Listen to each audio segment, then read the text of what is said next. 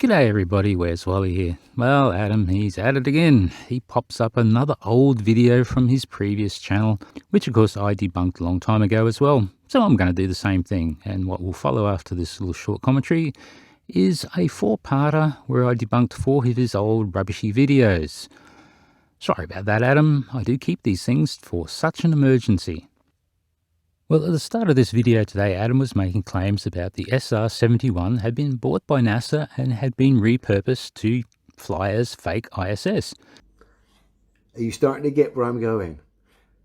Bearing in mind the ISS, which is supposedly a spacecraft at high altitude, was starting to be built when NASA were doing these high altitude tests, supposedly with a wing design for an X-33 plane that never ever got built.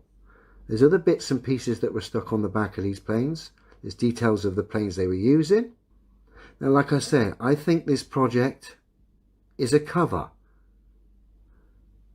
I think, again, I'm only thinking out loud, I think in 98, 99, NASA were doing high altitude tests, potentially testing holographic technology on the back of their planes.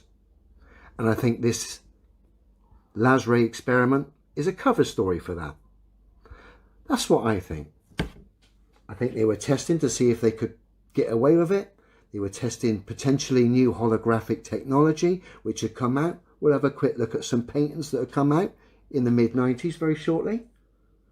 But that's what I think NASA were doing in 98, 99. Potentially fine-tuning their fraudulent game for the ISS pantomime that was to come.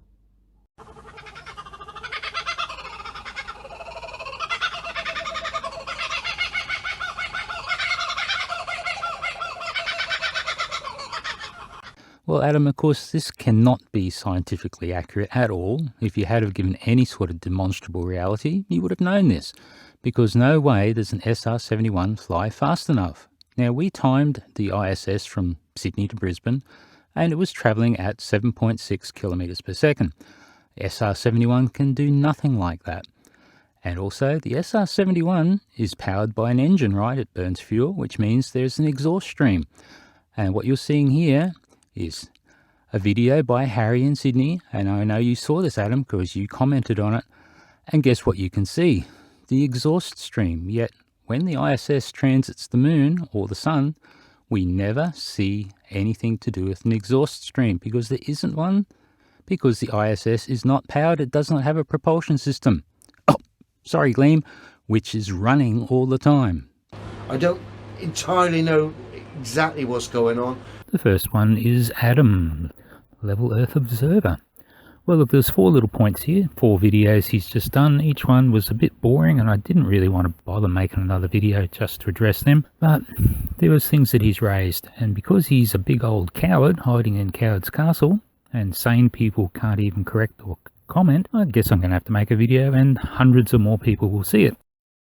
Take a nighttime footage of the ISS, and then run it through, changing the contrast and bits and pieces, and he, like I'm sort of thinking, is wondering, are they using some sort of holographic technology to sort of portray the ISS like how we see it, when actually maybe it's a plane with some kind of holographic technology that's projecting. The ISS and holograms, well, I guess that was all nicely researched, Adam, but one little thing.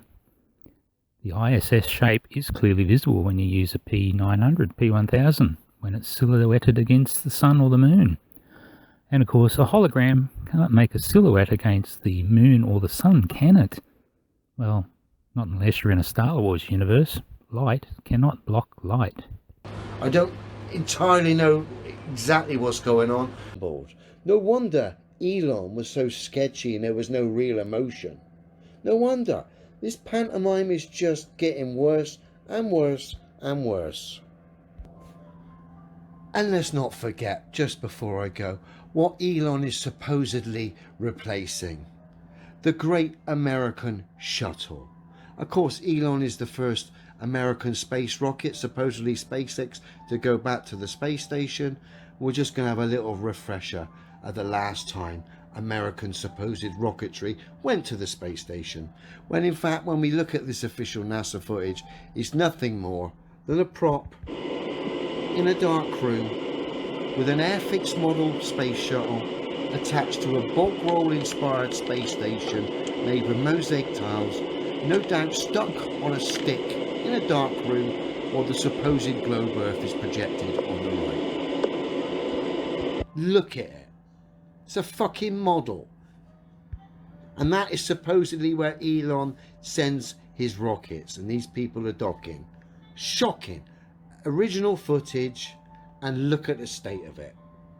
So next Adam had a look at the Space DM2 launch, and he tried to do a takedown on it.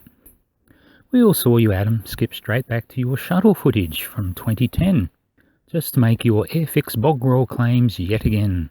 Adam, do keep up. You're 10 years behind the 8 ball. Why didn't you use the latest ISS footage shot from DM2? Or was that just too good and ruined your fantasy, Adam? I don't entirely know exactly what's going on. I hope you saw those footage of the moon from outside the window. That was brilliant. Oh, one more thing, Adam. Namibia. I don't entirely know exactly what's going on. I think we all should just keep mentioning Namibia every time we talk to Adam. And thirdly, Adam, planes with engines on top.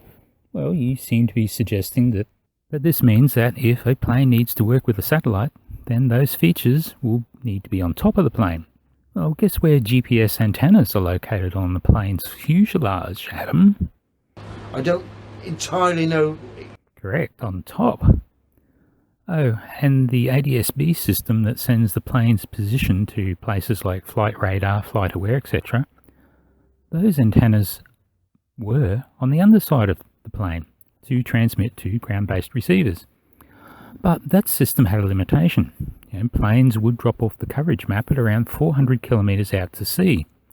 Why was that, Adam? Earth curvature. Ooh, booyah. Now, just look at the Earth curve calculator for a plane that's at 10,000 metres up and has 10,000 metres of hidden at around, yes, you guessed it, 400 kilometres away. How about that? But it gets better, Adam. Currently, they are now putting ADS-B antennas on top of the planes. This is so the planes can send their data to the Ariane system, and the receivers for those are on the Iridium NEXT satellites, which are in orbit. And these are now providing the live flight tracking data from all across the oceans. See? And what's worse for you, Adam, is that the One More Orbit flight last year, when it flew over the South Pole, was tracked by Ariane system. Ooh, flying over the South Pole and tracked by satellites, double kill. I don't entirely know exactly what's going on. What are you doing, darling? Flying the drone. Flying the drone? You've got it fully under control, haven't you? You know exactly what to do.